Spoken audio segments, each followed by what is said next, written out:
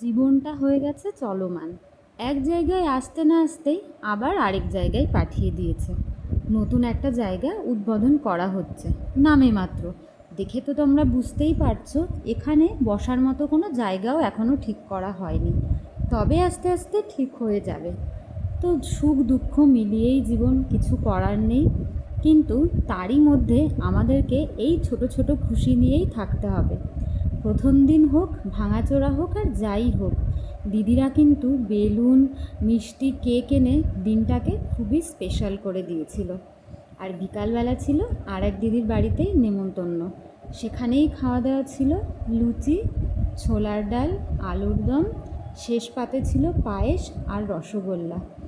এখানে আমি নতুনই এসেছি, কিন্তু সব দিদিদের সাথে এত ভালো সম্পর্ক হয়ে গেছে যে কি বলবো। সবাই মিলে একসাথে এই যে যাওয়াটা, গল্প করা, ভালো সময় কাটানো, এটাই মনে থাকবে সারা জীবন।